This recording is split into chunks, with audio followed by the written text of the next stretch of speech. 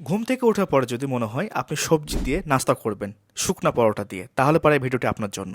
রেলগেটে বেলিফুল যে ব্রাঞ্চটা আছে, নগর ভবন যেতে লেগে হাতের বাম পাশে, সেখানে আজকে এসেছি। সেখানে প্রতিদিন সকালবেলাতেই তেল ছাড়া পরোটা বানানো হয়। তার পাশাপাশি কিন্তু অনেক আইটেম আছে যেগুলো আপনারা ট্রাই করতে পারেন। যারা সকালবেলায় রাজশাহীতে প্রবেশ করেন বা রাজশাহী থেকে কোনো জায়গাতে যান, তাদের জন্য বেস্ট একটা চয়েস হতে পারে।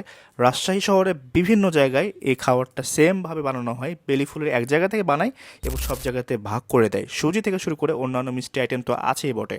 অন্যান্য জায়গাতে সকালে নাস্তা পরোটা দেওয়া হয়, যেটা কিনে গ্যাস করে অনেক। এক কথায় গ্যাসের প্রবলেমটা যাদের থাকে তাদের জন্য এই পরোটাটা বা এই সবজিটা আপনার অনেক ভালো হবে। টেস্টের দিক যদি বলতে হয়, আগের চাইতে টেস্ট অনেকটা কমে গেছে, তবে যে টেস্টটা আছে না, সেই টেস্টটা কিন্তু বেশ ভালোই আছে।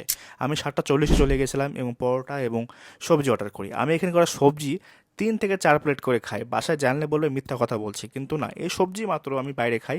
বাসাতে কখনো সবজি আমি খাই না। তবে এই সবজির টেস্টটা আমার কাছে এতটাই ভালো লাগে যে পরোটা শেষ হয়ে যাওয়ার পরে একবার কি দুইবার আমি প্লেট এক্সট্রা চেয়ে এই সবজিটা নিই। আপনারা ট্রাই করতে পারেন যদি কখনো এটা মনে হয় যে সকালবেলা ভালো খাওয়ার কোথায় পাবো।